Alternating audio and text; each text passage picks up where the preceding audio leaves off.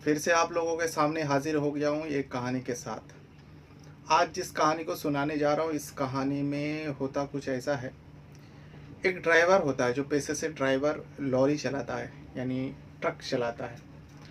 और ट्रक चलाने वाला, लॉरी चलाने वाला अट्ठा कट्टा होता है और नशा भी करता है।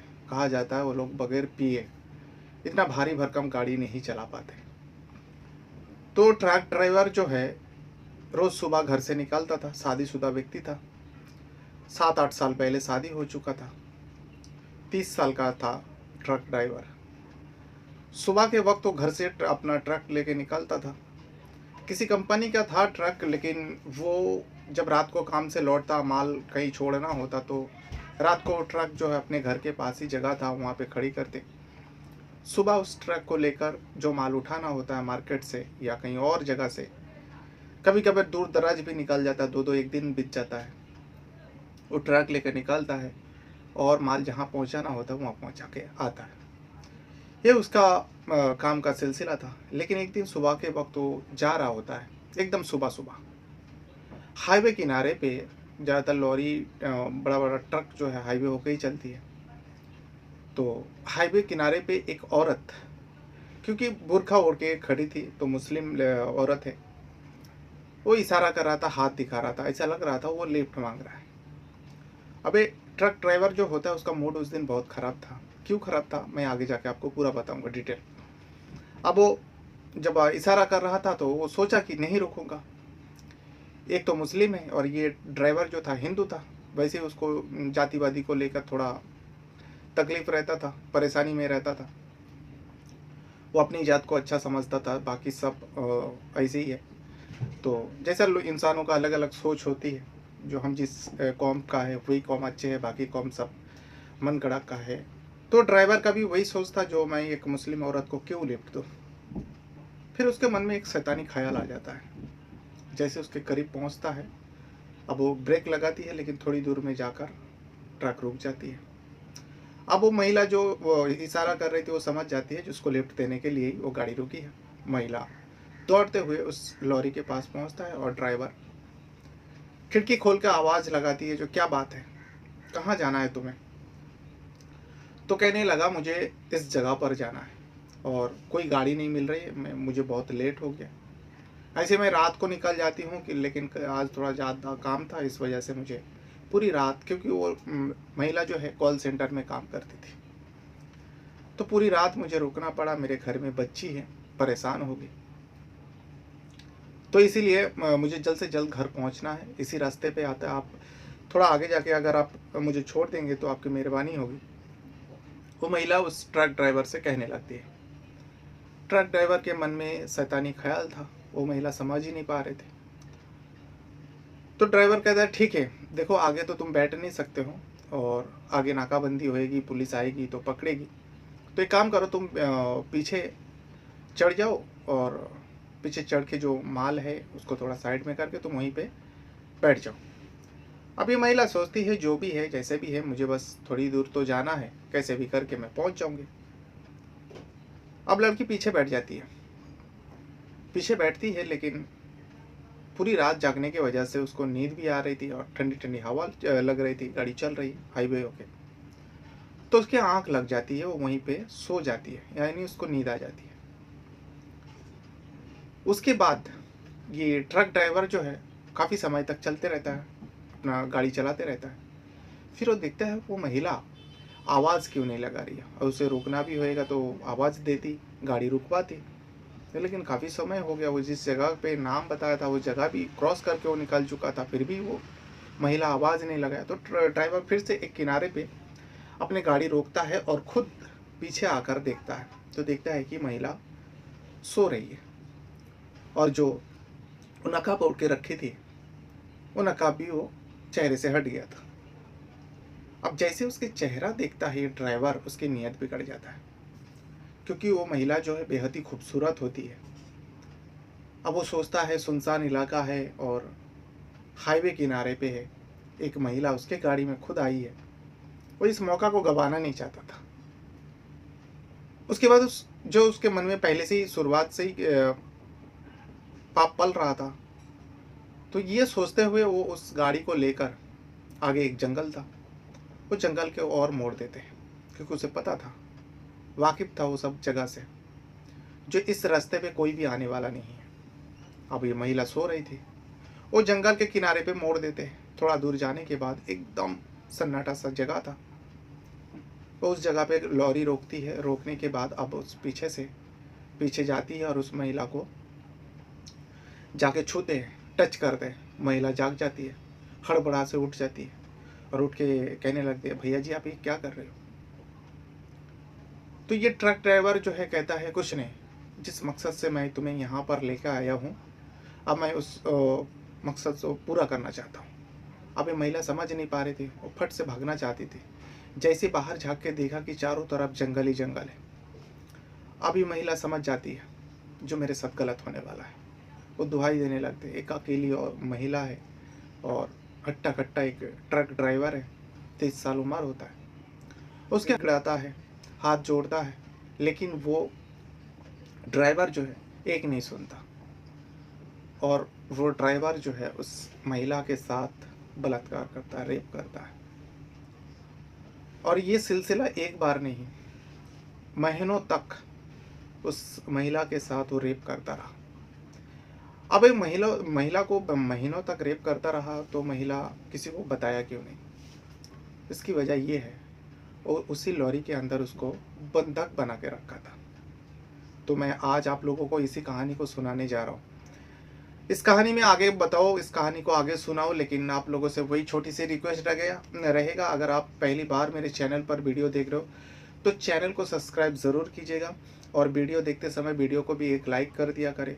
अगर आपकी मेहरबानी रही तो आप वीडियो को आगे शेयर भी करेंगे। Thank you. तो जैसे कि मैं सुना रहा था, एक ट्रक ड्राइवर और एक महिला की कहानी। महिला जो है मुस्लिम होती है। कहानी जो है करीब 7 साल पहले शुरू हुई थी। एक पति पत्नी दंपत्ति है। ड्राइवर होता है संजय, 30 साल का होता है। फिलहाल उसकी उम्र जो है 30 साल। जब उसका शादी हुआ था करीब वो 23 साल का था। और जिस लड़की से शादी हुआ था उस लड़की का नाम होता है अनीता। अनीता फिलहाल 25 साल की है। जब वो 18 साल की थी तब उसका शादी हुई थी। 18-17 साल में शादी करवा देते लड़की लोगों का। तो संजय और अनीता एक दूसरे से पति पत्नी और एक दूसरे को पाकर बहुत खुश थे। और लव मैरिज तो नहीं था, अरेंज मैरिज था, घर वाले ने देख के करवाया था। दोनों पति पत्नी बहुत खुश था, लेकिन संजय के मन में जो है जातिवाद को लेकर बहुत ज़्यादा हिंसा रहता था। वो अपनी जात को, जो भी उस जिस कौम से वो बिलोंग रखते थे, हिंदू कौम से, वो अपनी हिंदू लोगों को ही सब सर्वश्रेष्ठ मानते थे। बाकी उसके सामने कीड़े मकोड़े जैसा है, चाहे किसी भी कास्ट का हो। कोई कोई इंसान का सोच ऐसा ही रहता है, वैसे संजय का भी सोच रहता है। पत्नी को ये सब बुरा लगता था, जो पति का सोच ऐसा है, घटिया सोच ऐसा रखता है। इस दुनिया में हर इंसान बराबर है, चाहे वो किसी भी कास्ट से बिलोंग रखते हो। लेकिन पति पत्नी का सोच बिल्कुल अलग थे। अब जैसे होता है ना, पत्नी आखिर आहिस्ता आहिस्ता धीरे धीरे पति के जो नियम है उसी के हिसाब से चलना पड़ता है, उसी के रंग में ढल जाती है। वैसे ही अनीता भी धीरे धीरे अब संजय जैसा चलता है, जैसा चाहता है वैसे करने लगता है। कुछ समय बीतने के बाद अनीता गर्भवती हुई और उसके बाद एक लड़की को जन्म देती है। जैसे ही लड़की जन्म होती है, दोनों को प्यार और ज़्यादा परवन चढ़ा। दोनों पति पत्नी बहुत ही खुश था। बेटी आ जाती है, बेटी धीरे धीरे बड़ी होने लगती है। बेटी की उम्र 4 साल से 4.5-5 साल के आसपास हो जाती है। अब पिता को जब भी टाइम मिलता है, यानी संजय को, अपनी बेटी की हर मांग पूरी कर दी। बेटी कहने लगता है, मुझे इस जगह पर ले चलो, मुझे मार्केट ले चलो, मुझे ये चीज़ चाहिए, वो चीज़ चाहिए। अब छोटी बच्ची है, डिमांड करते हैं, कुछ मांगता है कि लौती लड़की है, बेटी है, तो इसीलिए वो हर चीज़ दिलाता। और जिस दिन वो काम पर नहीं जाता, यानी अपने लॉरी लेकर नहीं निकालता है, वो बेटी को लेकर इधर उधर घुमा करते। तो एक दिन ऐसा ही होता है, वो अपनी बेटी को लेकर मार्केट जाती है। मार्केट जाने के बाद उस मार्केट में कुछ, यानी सड़क किनारे पे ही था, मार्केट लगता था। कुछ चीज़ें लिया। लेने के बाद अब वो व्यक्ति अपनी बेटी को लेकर आ ही रहा था। बेटी की कोई पैदल चल रही थी, उस टाइम 4.5-5 साल उम्र हो चुका था। वो खुद चल के आती थी, गोद में नहीं चढ़ती थी। उसकी जिद था जो वो भी घूमते हुए पैदल जाएगी। तो इतने में संजय देखता है कि एक बूढ़ी औरत जो अंधी है रोड क्रॉस करने के लिए किसी को आवाज़ लगा रही, कोई उसको रोड क्रॉस नहीं करवा रहा है। अब संजय सोच रहा है, एक अंधी है, एक तो बुजुर्ग है और ऊपर से अंधी है, तो इस बेचारी को कोई रोड क्रॉस नहीं करवा रहा है। तो अपने बेटी को एक दुकान के पास रुकवाता है, जो बेटी रुकना, मैं उस बूढ़ी औरत को रोड क्रॉस करा के आता हूँ। बेटी वहीं खड़ी हो जाती, बेटी सर हिलाती है, ठीक है पापा। अब छोटी सी बच्ची है। अब संजय जो है उस बूढ़ी औरत के पास पहुंचता है और पहुंचने के बाद उसका हाथ थामता है और कहता है, चलिए माई, आपको रोड क्रॉस करा देता हूँ। अब गाड़ी का आवाजाही दोनों तरफ से गाड़ी आना जाना कर रहा था, तो इसीलिए धीरे धीरे उस संजय ने उस औरत को रोड क्रॉस कराता है। लेकिन इसी बीच रोड जब क्रॉस करा रहा था, संजय की नज़र जो है सामने की तरफ था। बेटी पीछे हो जाती, बेटी को जिस जगह पर खड़ी रखा था उसने, जो इस जगह पे खड़ी रहना, वो वहीं पे खड़ी रहती है। संजय रोड क्रॉस कराता है, फिर आता है। रोड क्रॉस करा के जब वापस उस दुकान के पास आता है जिस दुकान के पास बेटी को खड़ी रखी थी, वो बेटी उसे अपने बेटी को दिखाई नहीं दे रहा था। तब वो सोचता है संजय, अरे कहाँ गई? तो इधर उधर ताक झाक करने लगता है, फिर भी बेटी नज़र नहीं आ रही। अब चारों तरफ देखने लगता है, उसकी नज़र अब दूर दूर दौड़ाने लगता है। अब वो परेशान होने लगा। उस दुकानदार से भी पूछा, क्योंकि दुकानदार को जाने से पहले बताया नहीं था जो बेटी को मैं छोड़कर उस बूढ़ी औरत को रोड क्रॉस कराता हूँ। दुकानदार अपने अपने काम में बिजी था, तो किसी ने भी देखा नहीं उस बेटी को। आखिर बेटी गई तो कहाँ गई? अब ये ढूंढते ढूंढते पागल हो जाता है। कई घंटा बीत जाता है, लेकिन उस लड़की को उसको नज़र नहीं आता है। उस इलाका में हंगामा से मच जाती, जो यहाँ से एक बच्ची गायब हो गई, किसी ने नहीं देखा। मार्केट है, कौन किसके ऊपर नज़र रखता है। बेटी गायब हो जाती। शाम के वक्त तो मुंह लटकाए हुए थके हारे वापस आया अपने घर पे। अनीता पूछती है, बेटी कहाँ है, लड़की कहाँ है? वो जवाब नहीं दे रहा था, वो रोए जा रहा था। अनीता पूछती है, क्या हुआ बताओ, मुझे डर हो रहा है, मेरी बेटी कहाँ है? तभी भी नहीं बता रहा था। तब संजय, अब जब अनीता रोने लगती है तब संजय कहता है, बेटी गुम गई बाजार से। बेटी गुम गई, ये सुनते ही अनीता गिर पड़ती है। उसके ऊपर पानी छिड़काया जाता है, फिर उसको होश आती है और दहाड़े मार के रोने लगती है। एक लौती बेटी थी, बेटी गायब हो गई। उस दिन से अनीता जो है संजय से एकदम बात करना ही बंद कर दिया था। कई दिन बीत जाता है, करीब महीना भर हो जाता है, बेटी तो नहीं मिलती। चारों तरफ खबर फैला दी जाती है जो संजय की बेटी गायब हो गई। अब धीरे धीरे दिन बीता तो सबकी उम्मीदें भी टूटने लगे, जो अब नहीं मिलेगी वो छोटी सी बच्ची, न जाने कौन उठाकर लेके गया। लेकिन किसी ने कहा था, जो मार्केट में लोगों से पूछताछ में पता चला था, जो एक बूढ़े चाचा एक बेटी को लेकर, एक छोटी सी बच्ची उसके साथ जा रहे थे, किसी ने देखा। लेकिन उस चाचा को कोई नहीं जानता कहाँ से आया, कौन है। अब बूढ़े चाचा के बारे में इतना पता चला, जो है हाँ, एक बूढ़ा चाचा, दाढ़ी है, सर पे टोपी पहना हुआ है। उस चाचा के साथ एक बेटी को जाते हुए देखा गया। इतना बात संजय को पता चला था, और संजय शुरुआत से ही मुसलमान के ऊपर नफरत, किसी भी कास्ट को ऊपर नफरत करता था अपनी जात को छोड़कर।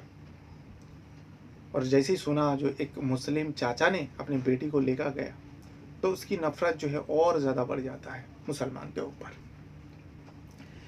लेकिन करे तो क्या करे, बेटी तो मिली नहीं। यहाँ पत्नी का भी नफरत, जो एक बच्ची का ख्याल नहीं रख पाया, इस वजह से पत्नी भी अब संजय को ठीक से बात नहीं करती, मुंह तक नहीं लगाते उसके साथ। प्यार तो दूर की बात है। अब पति पत्नी का जो एक चाहत होती है, ज़रूरतें होती है, वो पूरी नहीं हो पा रहा था संजय को, क्योंकि अनीता जो है उसको टच भी नहीं करने देते थे। इस बात को लेकर जो अपनी बेटी को ख्याल नहीं रख पाया। इस इंसान को कोई जिम्मेदारी नहीं है, इस इंसान की कोई जिम्मेदारी नहीं है। एक लौती बेटी को मार्केट में छोड़ के वो दूसरे ही मौज कर रहा था, ये अनीता को लग रहा था। इसको लेकर कई दिन बीत जाता, महीना बीत जाता है। अब पत्नी का भी नफरत उसके सहा नहीं गया। उसके नफरत जो है मुसलमानों के ऊपर बढ़ता गया।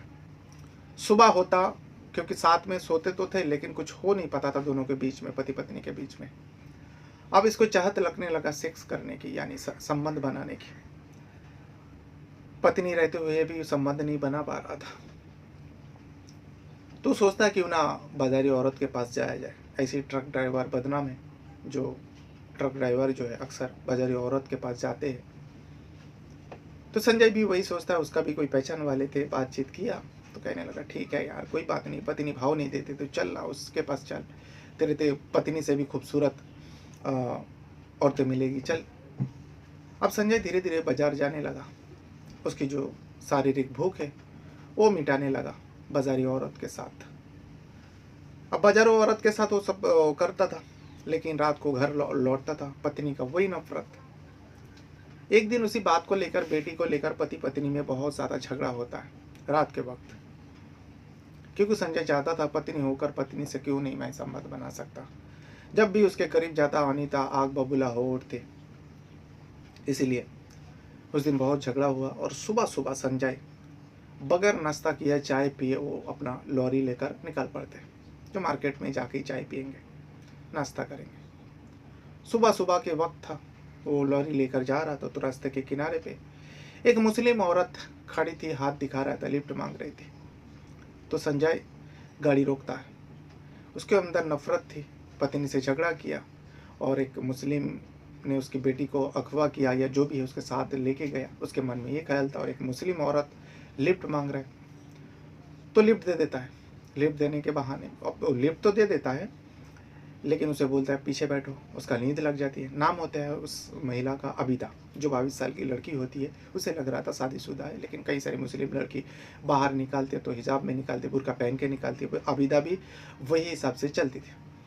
अब बुर्का पहनने हुई थी तो उसको लगा मुस्लिम है और शादीशुदा औरत है, उसको लिफ्ट दे देता है। फिर वो एक जंगल के ओर मोड़ देता है, अपने लॉरी को जंगल की ओर ले जाता है, सुनसान जगह था। फिर आबिदा के पास जाकर वो छेड़खानी करता है, उसके चेहरे से नकाब हटाता है, उसकी खूबसूरती देखकर अब उसके साथ तो संबंध बनाने चाहा, यानी उसका रेप करना चाहा। लेकिन आबिदा गिड़गिड़ाने लगी, हाथ जोड़ने लगी, जो भैया मुझे छोड़ दो, मेरे घर में बेटी है, अगर मेरे साथ कुछ हो जाएगा तो मेरी बेटी किसके सहारे जिएगी।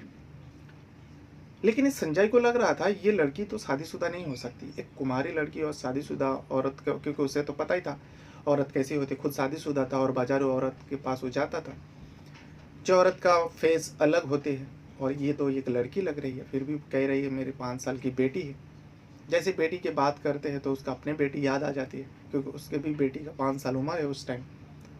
ये आबिदा कहती है जो मेरी 5 साल की बेटी है वो किसके सहारे जी है, मेरी ज़िंदगी बर्बाद मत करो। लेकिन संजय एक नहीं सुनता, उसके साथ उस लॉरी के अंदर उसका रेप करता है। रेप करने के बाद भी उसको छोड़ता नहीं है, उसको बंधक बना लेता है। वो सोचता है अब मुझे बाजारू औरत के पास जाने की ज़रूरत नहीं, जब मेरा दिल करेगा मैं इसके साथ संबंध बनाऊंगा, इसका रेप करूंगा। लेकिन उसको रखेंगे कहाँ, ये बड़ी वजह थी, जो अगर इसे मैं कहीं और जगह रखूँ किसी को मालूम पड़ जाएगा। लेकिन आबिदा यहाँ रिक्वेस्ट कर रही थी, जो करना था तो मुझे कर लिया, अब तो मुझे जाने दो, मेरी बेटी घर में मेरा इंतज़ार करे। जैसे बेटी का नाम लेता है तो संजय का नफरत और ज़्यादा हो जाती है, गुस्सा बढ़ जाते हैं। तो उसके बाद अब वो सोचता है क्यों ना इस आबिदा को इसी लॉरी के अंदर, बड़ा लॉरी थी, लॉरी के अंदर मैं एक कोने में पैक करके बंधक बना के रखूँ। उसका हाथ पैर बांध देता है। एक लाचार महिला थी, लड़की थी, वो करे तो क्या करे। जब उसके साथ वो सेक्स कर रहा था, यानी उसका रेप कर रहा होता, तब उसे संजय को लग गया था ये झूठ बोल रही है, ये एक लड़की है, कुमारी है, ये शादीशुदा नहीं है। तो इसीलिए और ज़्यादा उसके ऊपर गुस्सा होता है। देखो मुस्लिम लड़की हो या लड़का हो, या मुस्लिम कौम ही ऐसा है, झूठ के सहारे पे ही जी रहे। संजय को यही सब लग रहा था। अब उसके मुंह में कपड़ा ठूस देता है, लॉरी के किनारे में उसको बंधक बना के बांध कर रख देता है, ताकि वो चीख ना पाए और बाहर भी ना आ पाए। फिर वो मार्केट जाता है, माल भरता है, खुद अपने हाथों से भरता है, और इस हिसाब से ऐसा रखा था लॉरी के अंदर, किसी की नज़र भी नहीं पड़ेगी। ये सिलसिला जो है कई दिनों तक, वो रात को घर लौटते, लॉरी के अंदर वो रहती, मुंह में कपड़ा ठूस देते और पूरी रात उस लॉरी के अंदर रहता। महीनों तक उसके साथ वही सिलसिला चल रहा था। लेकिन हर दिन हर वक्त जब भी संजय उसके पास जाता, अबिदा के पास गाड़ी के अंदर, तब वो हाथ जोड़ते, गिड़गिड़ाते, जो अब तो मुझे जाने दो, अब तो मुझे छोड़ दो, मेरी बेटी ना जाने बेटी के साथ क्या होगा, मेरे घर में मेरी बेटी रहती है और मेरे बूढ़े बाप रहता है, मेरे बूढ़े बाप इतना भी नहीं कर पाएंगे मेरी बेटी का देखभाल। एक दिन संजय को थोड़ा तरस आता है। संजय को एक दिन उस आबिदा के ऊपर तरस आता है, लेकिन संजय सोचता है मैं इसे छोड़ूंगा नहीं, छोड़ूंगा तो ये जाके पुलिस में रिपोर्ट करेगा और मुझे जेल हो जाएगा। तभी भी उसके ऊपर भरोसा नहीं। आबिदा कई मर्तबा बोला मैं तुम्हारे बारे में किसी को नहीं बताऊंगा, तुम्हारा कंप्लेन भी नहीं करूंगा, बस मुझे छोड़ दो, मुझे जाने दो। संजय को तरस तो आया, लेकिन उसको यकीन नहीं हो रहा था उस आबिदा के ऊपर, इसीलिए वो संजय कहता ठीक है, अगर ऐसी बात है तुम तुम्हारा घर का एड्रेस दो और तुम्हारी बेटी का मुझे फ़ोटो दिखाओ, क्योंकि उसके पास मोबाइल था, अनीता के पास, बल्कि आबिदा के पास बड़ा मोबाइल था। तो मैं तुम्हारे घर पे जाऊंगा और तुम्हारी बेटी को मैं देख के आऊँगा कैसी है नहीं है। ये बात सुनने के बाद आबिदा अपने मोबाइल उसके निकाल के देता है, लेकिन मोबाइल चार्जिंग ख़त्म हो चुका था, बंद हो चुका था। अब संजय अपनी गाड़ी में उसको चार्ज करता है, चार्जिंग करता है। चार्जिंग करने के बाद उसको ऑन करता है, ऑन करने के बाद देखता है कि इसमें पासवर्ड लगा है। फिर से उस पीछे जाता है, आबिदा को कहता है ये तो इसमें पासवर्ड है, ये लो खोलो और तुम अपने, क्योंकि उसे डर था वो पुलिस को फ़ोन ना कर दे, किसी को बुला ना ले। फ़ोन लेकर आबिदा के पास जाता है और कहता है चलो इसको फिंगरप्रिंट या जो भी लॉक है इसको खोलो। खोलने के बाद अपनी बेटी की तस्वीर दिखाओ। एड्रेस पहले ही ले चुका था वो। आबिदा अपनी बेटी का फ़ोटो निकालती है मोबाइल पे और उस फोटो को दिखाता है। जैसे ही दिखाता है संजय के तो पैर तले ज़मीन खिसक जाता है, क्योंकि वो जो जिस फोटो को दिखा रहा था वो लड़की जो है वही लड़की होती है जो संजय के गुम हो गई थी, जो संजय और अनीता का लड़की थी।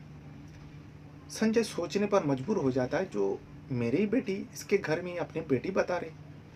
उसे चक्कर से आने लगता है। फिर उसे पूछता है ये तुम्हारी बेटी है? कहने लगा हाँ ये मेरी बेटी है।